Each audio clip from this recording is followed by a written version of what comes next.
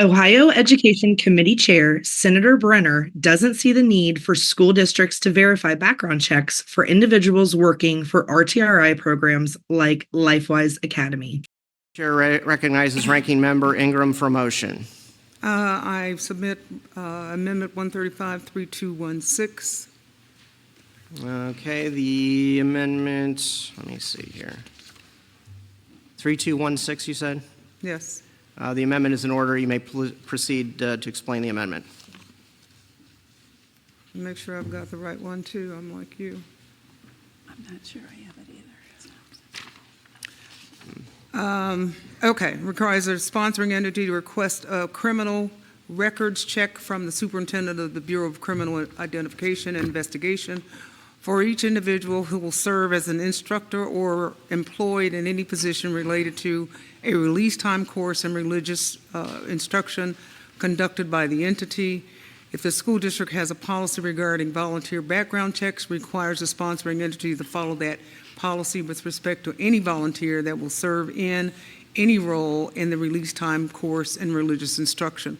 It prohibits a sponsoring entity that learns that an individual for whom a background check has been conducted, has been convicted of or pleaded guilty to a crime, the commission of which would generally bar the individual from teaching or from permitting that individual from serving as an instructor in any other role, including volunteer with a release time course in religious instruction. All right, my response to that is, where does that stop? And the current law gives, and again, schools to have some broad authority where they could potentially implement that now. But my question would be is, where does that stop? Because if you're going to do this for that, then should we have background checks done of everybody who works in a museum, a zoo, or everywhere else where a student may also go during after hours? You're going to do the same thing for anybody who works in any concessions or anything for any sporting event? Mr. Chair, at those particular events, the school is not responsible. The person, the museum, and where they are attending is responsible for that student at that time, especially if it's after hours. The reality is that there is an agreement between the school district, whether we claim that there is no participation by the school, there has to be an agreement as to how they function, and even when they come and pick up their kids. So why not know that the bus driver has had a legal background check and therefore is permitted to be around those students? Again, Ranking Member, this is already pretty much spelled out by everything else that goes on. So if you're going to start here, then you would need to have to apply to literally everything else.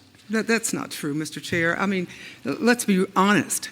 These students are leaving your school building That is with correct, somebody Ranking Member. else And Ranking that you Member, have no clue who they are. the parents are the ones that are going to be signing a letter to authorize that their kids to be released. And that is going to be up to the parents to make that decision and ask the question of that particular entity, just as they would any other entity where they would send their kids after school or before school. So I don't see the reason for having this in place. Chair recognizes Vice Chair O'Brien for a motion. Mr. Chairman, I move to table the amendment. The motion is in order. Will the clerk please call the roll? Chair Brenner. Yes. Vice Chair O'Brien. Yes. Ranking Member Ingram. No. Senator Blessing. Yes. Senator Huffman. Senator Reynolds. Senator Sykes. No. The amendment has been tabled. These are excerpts from the LifeWise Academy handbook. You'll notice how important protecting their own interests are. While they do purport to conduct background checks, please remember those are done by a private company called ProScreen. They are not at all comparable to a standard FBI BCI background check, of which our public schools require. Those substandard checks are only mandated to reoccur every 3 years with no continuous monitoring system in place. Pay special attention to the note indicating that LifeWise program directors are responsible for those background screenings and not the organization itself. This reads like an attempt to skirt accountability. Furthermore, programs can recruit underage minors to work as volunteers. Those minors are exempt from the required driving license and background check. LifeWise Academy seems to prioritize church references above all else, even the safety of the children they are preying upon. Teacher fired from an Ohio school district is now on administrative leave from LifeWise after she was named to lead one of its local chapters. Renee Beck was fired from Loudonville Perrysville schools in Ashland County in 2018 over allegations that she was sending explicit text messages to students. She later surrendered her teaching license. Now, in April, it was announced that she would lead a district program for LifeWise in Northern Ohio. LifeWise is a program where parents can choose to send their students off campus during the school day for Christian teaching. It's not affiliated with any school district, and it's headquartered in Hilliard. Now, once the allegations against Beck came to light on social media, LifeWise deleted a post announcing her position, and in a statement to NBC4 said she had been placed on leave pending an investigation. Jillian Wamanis once owned a home daycare. There are multiple reports of a child running away and insisting he did not trust her. In addition, she was convicted of child endangerment when a 2-year-old was found wandering the streets in 35-degree weather with no shoes or jacket. She is now a steering committee member for LifeWise Academy in Sandusky City Schools in Ohio.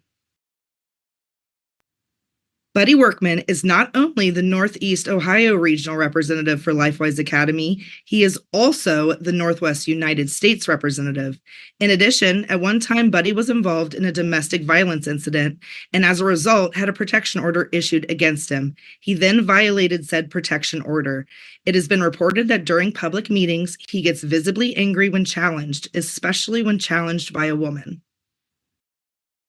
Robin Frey is currently a director for LifeWise Academy in Buckeye Valley Schools in Ohio.